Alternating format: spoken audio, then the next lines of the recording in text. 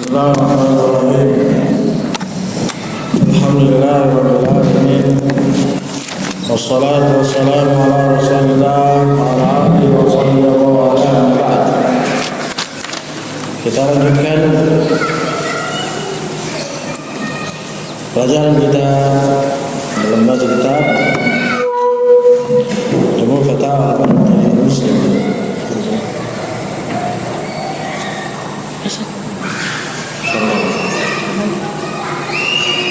وسئل الشيخ رحمه الله: هل للمسلمين أعياد لا توجد عند المصلين؟ الكثير من المسلمين يستعملون كلمة يخلق للآدمي، مثلا يقولون فلان له عقل خلاق، وأنهم يقولون إن فلان خلق هذا وذاك. حتى إن بعض المسلمين الملتزمين جدا يستعملون هذه الكلمة في كتبهم: الخالق الوحيد والله. فهل يمكن أن نستعمل هذه الكلمة للآدميين؟ الجواب: لا شك أن الله تعالى هو المنفرد بالخلق. قال الله تعالى: هل من خالق غير الله يرزقكم من السماء والأرض. ولكن ورد إضافة الخلق إلى غير الله تعالى كما بقول تعالى: فتبارك الله أحسن الخالقين. وفي الصحيحين عن النبي صلى الله عليه وآله وسلم أن المصورين يقال لهم يوم القيامة: أحيوا ما خلقتم. فإضافة الخلق إلى الله تعالى معناها الإيجاد من العدم، وهذا هو الذي لا يقدر عليه أحد إلا الله تعالى. وأما إضافة الخلق إلى البشر فمعناها تحويل شيء من صورة إلى صورة. فإذا أطلق على غير الله أنه يخلق باعتبار أنه يحول الشيء من صورة إلى أخرى فهذا صحيح. أما إذا أطلق على غير الله أنه يخلق بمعنى أنه يوجد شيئا من عدم فهذا غير جائز والله تعالى أعلم. وأما قول بعض الناس إن فلانا له عقل خلاق فإنهم يقصدون بذلك حسن تفكيره وقدرته على الابتكار والاتيان بالأفكار الجديدة، وليس هذا محظور شرعي. وإن كان الأولى تنزه عن مثل هذه الألفاظ التي قد يفهم منها معنى باطل والله أعلم. صلى الله وسلم على نبينا Muhammad. Ditanyakan kepada Syekh Muhammad bin Shalih Al-Utsaimin rahmatullah alaih, kebanyakan dari kaum muslimin menggunakan kata pencipta untuk manusia. Misalnya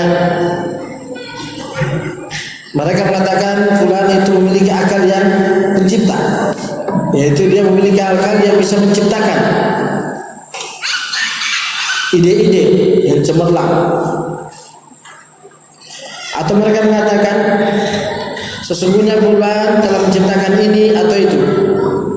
Sampai-sampai sebagian kaum muslimin yang istiqomah, sangat istiqomah pun menggunakan kalimat ini di kitab-kitab mereka: fulan telah menciptakan ini.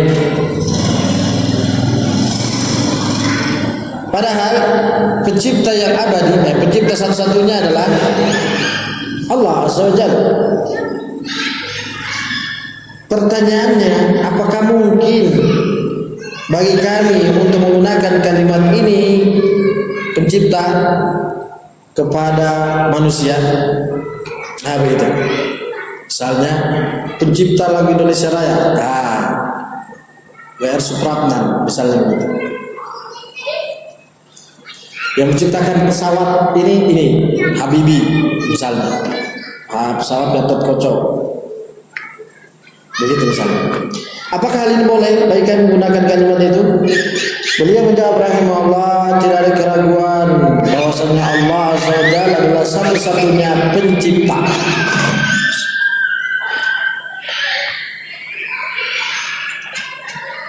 Allah Subhanahu wa taala berfirman, apakah ada pencipta selain Allah yang memberikan rezeki kepada kalian dari langit dan bumi? Nah, gitu. Saya menunjukkan bahwasanya pencipta yang mutlak adalah Allah Azza wa Jalla. Namun kata Syekh, telah tersebutkan di dalam dalil penyandaran penciptaan kepada selain Allah Ta'ala, sebagaimana dalam firman-Nya, Fatabarakallah, Maha suci Allah, sebaik-baik pencipta. Sebaik-baik pencipta adalah Allah Maha suci. Dalam hadis yang sahih Bukhari Muslim, dan Nabi sallallahu alaihi wasallam menyatakan bahwasanya para tukang gambar nanti kelak di hari kiamat akan dikatakan kepada mereka ketika mereka di adab, hidupkan apa yang kalian ciptakan. Hidupkan apa yang kalian ciptakan.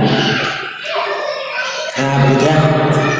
Maka kesimpulannya kata Syekh, penyandaran penciptaan kepada Allah Azza wa Jalla maknanya adalah, dengan baik-baik ya akhwatullah, para ummahat, a'azzakumullah wa barakallahu fikunna.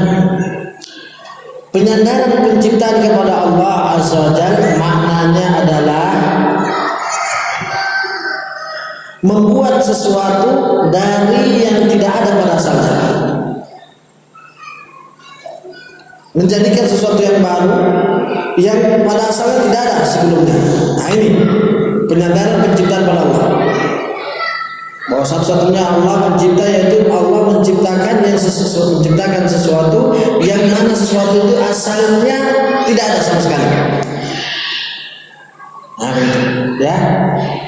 Dia yang menciptakan pohon yang mana pohon ini tidak ada sama sekali sebelumnya. Allah menciptakan kita manusia laki-laki dan perempuan karena memang tidak ada sebelumnya yang menciptakan. Nah, begitu ya. Allah menciptakan langit dan bumi karena memang tidak ada sebelumnya yang menciptakan itu. Maka Allah disandarkan penciptaan pada Allah, yaitu Allah menciptakan sesuatu yang mana sesuatu itu pada awalnya, pada asalnya sebelumnya tidak ada sama sekali. Nah, ya. Maka hal ini, makna penciptaan ini, tidak ada yang mampu seorang pun melakukannya kecuali Allah Jalla wa Ala. Adapun penyandaran penciptaan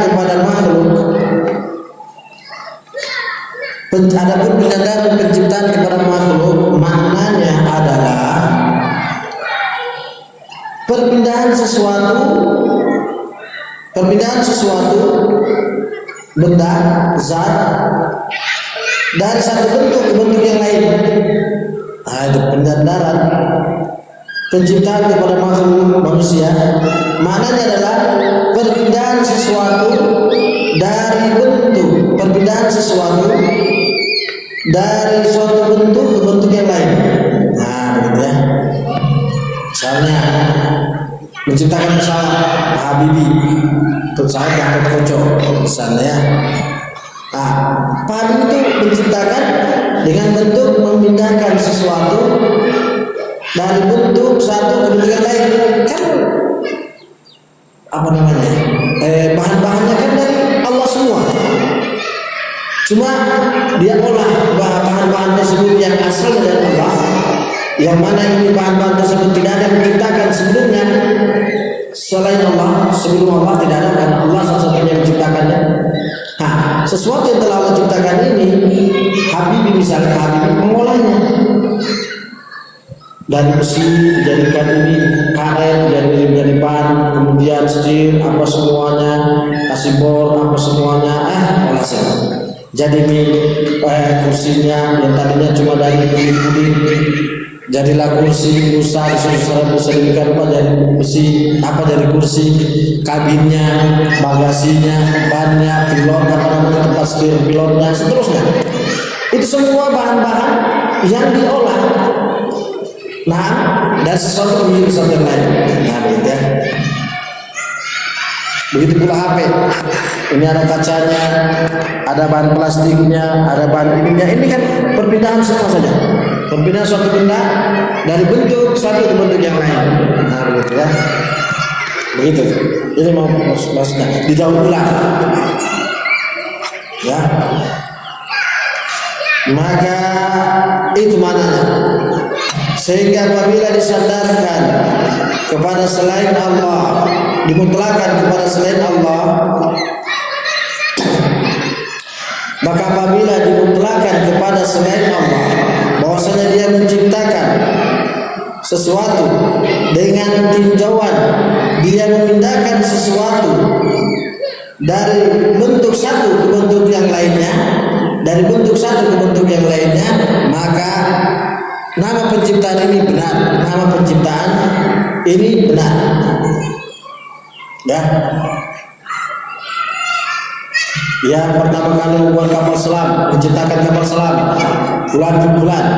Ya dia memindahkan dari besi-besi apa semuanya bahan-bahannya, plastik apa semua ada. Yang pertama kali membuat kapal katinting, nah misalnya kita di Sulawesi, atau yang kapal terkenalnya Makassar, Pinisi. Yang pertama kali membuat misalnya Daeng siapa? Daeng ini yang pertama kali menciptakan kapal Pinisi itu cuma dia memindahkan saja dari bahan kayu. Nah kayu itu kan lah.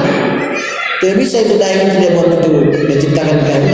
Dia olah itu kayu, dia sekap misalnya yang tadinya masuk untuk batangan pohon, dia olah, dia sekap, dia gergaji, seterusnya. Jadilah kapal Pinisi. Nah begitu. Ya, jadi dikenal dia yang menciptakan pertama kali kapal Pinisi adalah fulan Daeng siapa misalnya. Nah, begitu.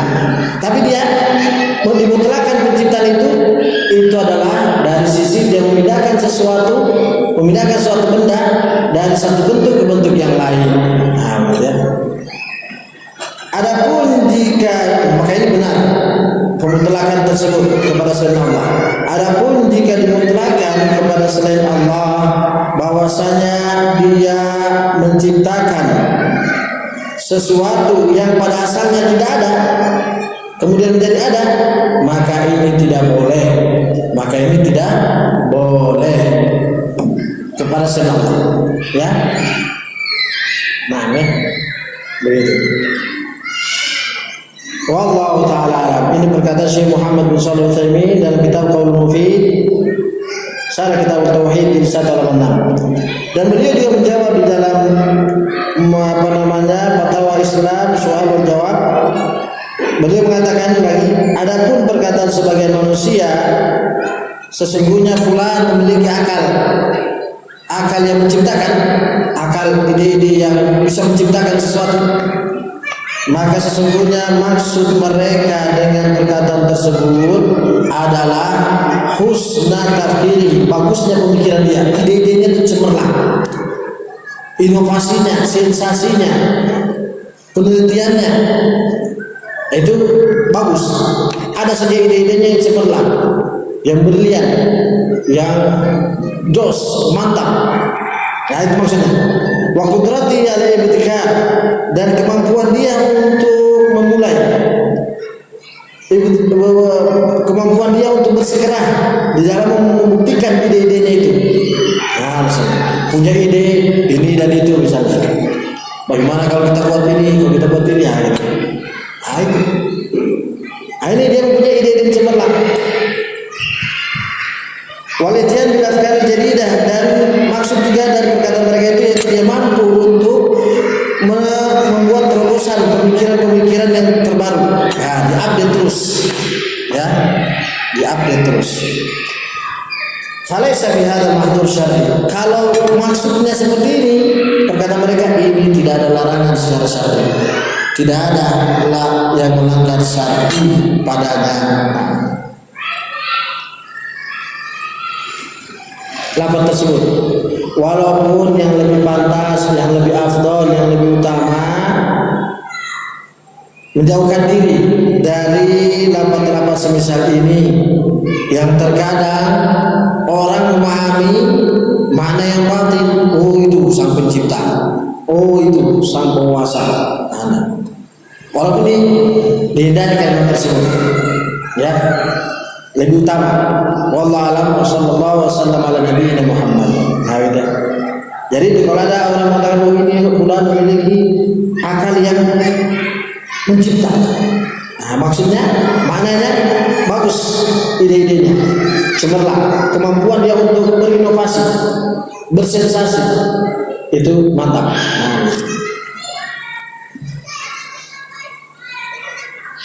Nah, pertanyaan berikutnya, nahnu majmu'atun minal muslimin dara bainana hawarun hawalna fihi tawassul ila ta'rifi lil hubbi fil Islam. Wala ragam min annana jami'an nudriku tamaman daruratan hubb Allah subhanahu wa ta'ala wa iltizamuna bi an nuhibbuhu huwa wa anbiya'ahu wa rasulahu fa innana natasaalu amma idza kana hunaka utar wadih lil hubbi bainal bashar مثل حب الأخوة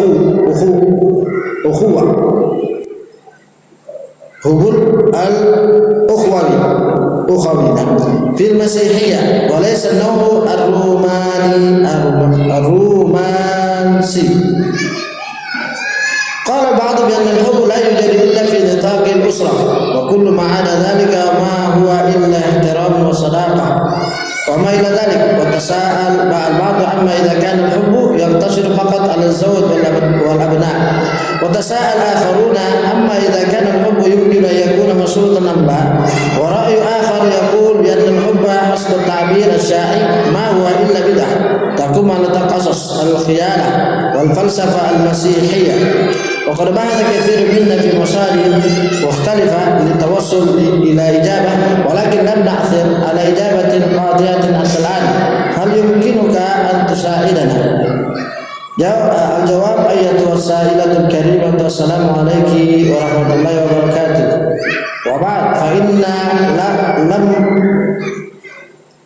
لما يثرج الصدر ما تفعلينه مع أخوتك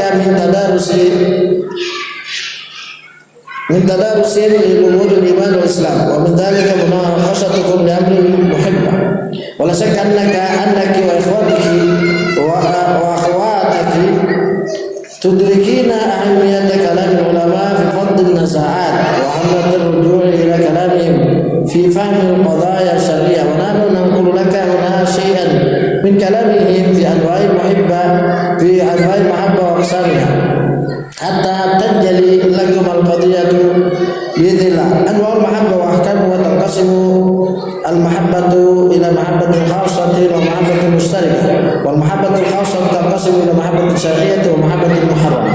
فالمحبة الشرعية أقسام: محبة الله وحكمها أنها من أوجب الواجبات وذلك لأن محبته سبحانه هي أصل دين الإسلام فبكمالها يكون الإيمان وبنقصها ينقص الإيمان. ودليل ذلك قوله والذين آمنوا وأشدوا حبا لله. وقوله تعالى قل إن كان آباؤكم وأبناؤكم وإخوانكم وأزواجكم وعشيرتكم وأموال اقترفتموها وتجارة تخشون كسادها ومساكن ترضونها أحب إليكم من الله ورسوله وجهاد في سبيله فتربصوا حتى يأتي الله بأمره والله لا يهدي القوم الفاسقين. وغيرها من الأدلة في القرآن والسنة وهي تتمثل في إيثار ما أحبه الله من عبده وأراده على ما يحبه العبد ويريده ويحب ما أحب الله ويبغض ما يبغضه الله ويوالي ويعادي فيه ويلتزم بشريعته والأسباب الجانبة لها كثيرة. الثاني محبة الرسول وهي أيضا صلى الله عليه وسلم واجبة من واجبات الدين بل لا يحصل كمال الإيمان حتى يحب المرء رسول الله صلى الله عليه وسلم أكثر من نفسه.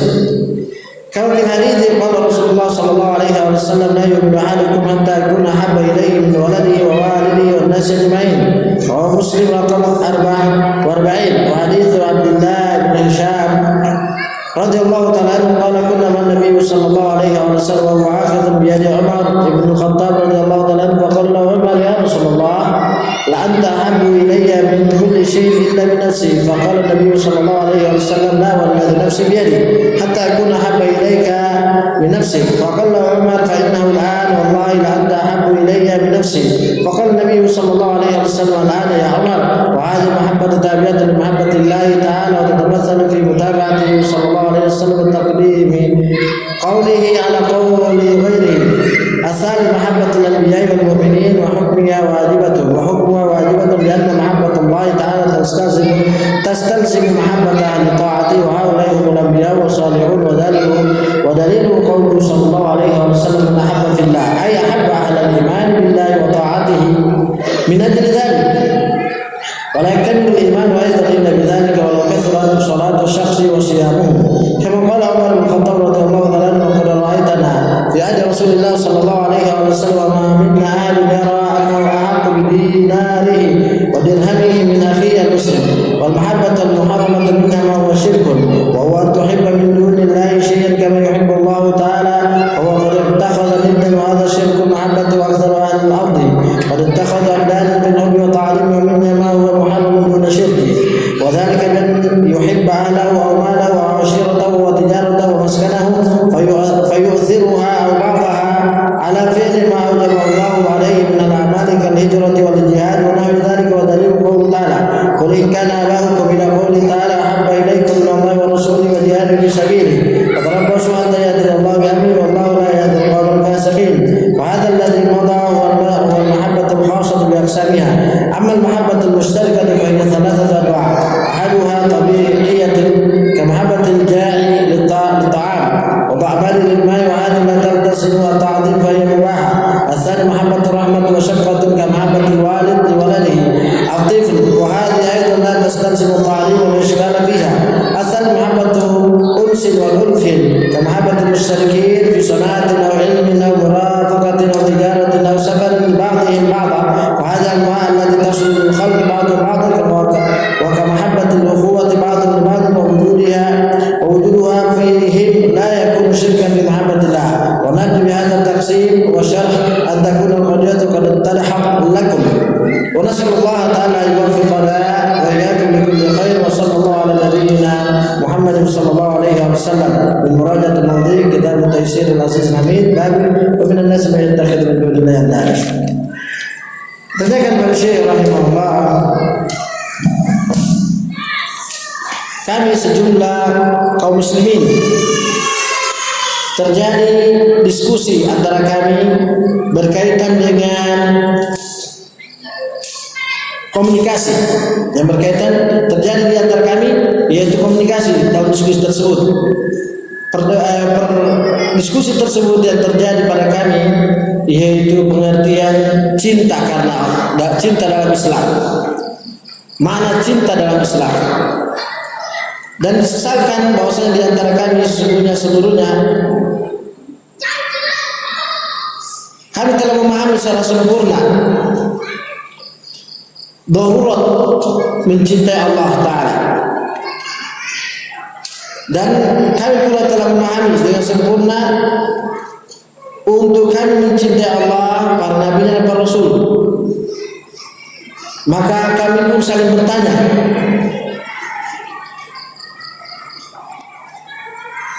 bagaimana jika cinta itu terjadi dengan jelas antara sama manusia? Yaitu ya Syekh, kalau kami ini sudah paham semuanya, kalau cinta dalam Islam adalah perkara yang darurat, sempurna daruratnya untuk kita cinta kepada Allah, pada Rasul, para nabi dan para Rasul.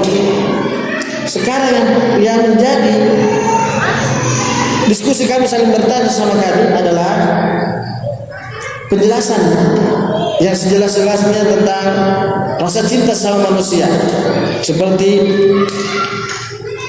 cinta pada saudara yang Masihiyah, non muslim, dan juga rasa cinta yang bukan bersifat romantis.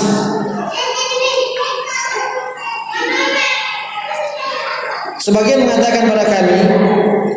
kami mengatakan bahwasanya cinta itu tidak didapatkan kecuali pada pembahasan yang bukan dari Islam, yang bukan berkaitan dengan agama. Hanyalah rasa cinta itu tidak didapatkan kecuali sebatas hubungan kekerabatan saja. Adapun seluruh yang selain itu bukan namanya cinta. melainkan pemuliaan, penghormatan, persahabatan dan semisalnya, bukan dengan cinta.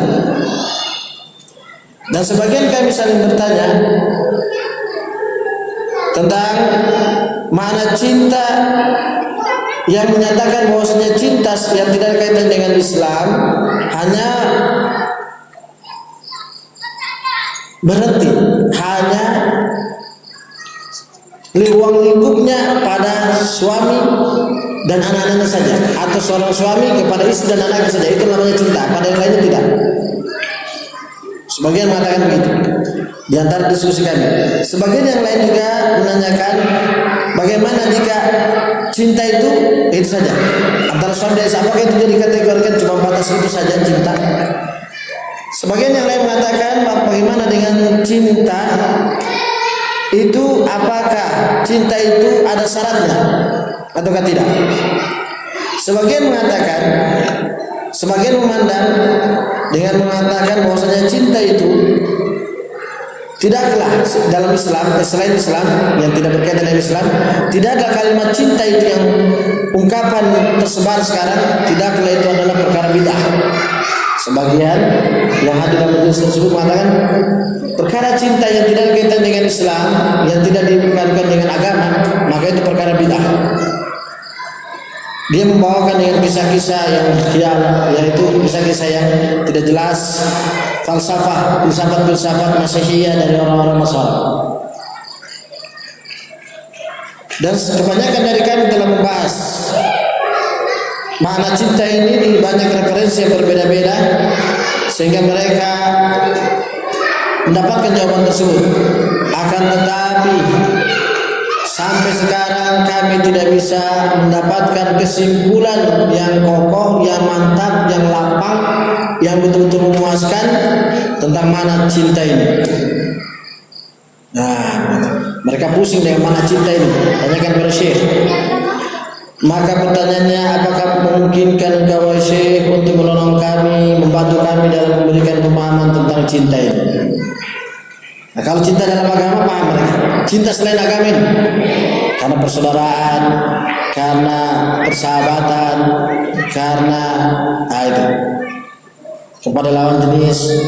Beliau menjawab, wahai sang penanya, wahai ukhti yang bertanya yang mulia, assalamualaikum warahmatullahi wabarakatuh. Maka sesungguhnya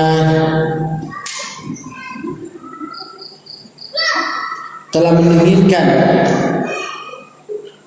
dada apa yang kalian lakukan itu bersama, apa yang anti lakukan bersama saudara anti, yaitu akhwat sama akhwat, di dalam mempelajari perkara-perkara iman dan Islam, yaitu sungguh telah membuat dada-dada kami ini menjadi dingin sejuk karena semangatnya kalian para akhwati fillah mempelajari perkara-perkara iman dan Islam.